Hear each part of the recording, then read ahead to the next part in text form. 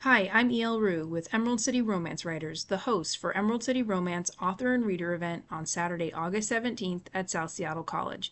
Tickets can be found at Eventbrite or by visiting our website at emeraldcityromancewriters.org.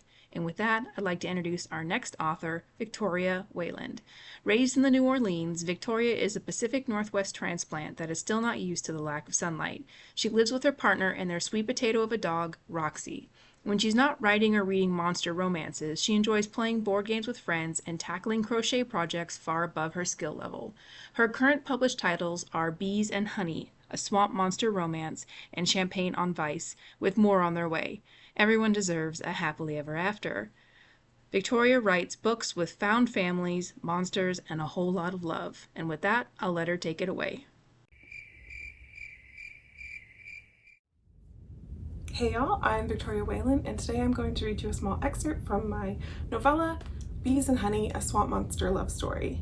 The main character is Heather. She's a beekeeper who is trying to save her Honey Island bee farm from an overly aggressive land developer.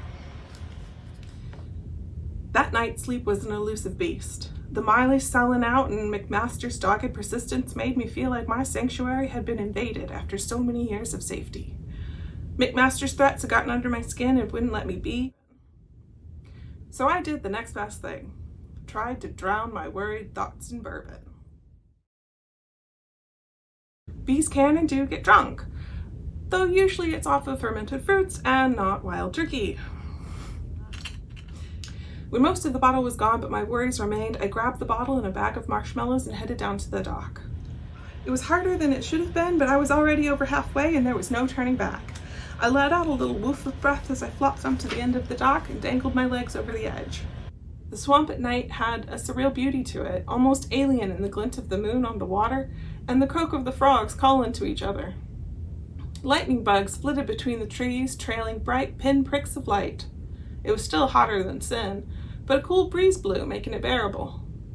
I took in a deep breath and let out a long sigh. "What am I going to do?" I said in a low voice. "There's not enough money in the world for me to leave the swamp or my bees. But I don't think Asshole is going to give up. I'm worried about what he'll try next." The only answer was the chirp of crickets and a faraway splash of some swamp creature plopping into the water. Keeping one hand firmly wrapped around a post, I leaned out and dumped the last of my bourbon. "No chance you'd send your swamp monster to eat him, huh? Can't help but think that somebody named Asshole wouldn't taste real good." To find out more, please check out my novella, Bees and Honey, a Swamp Monster Love Story. Thanks, y'all.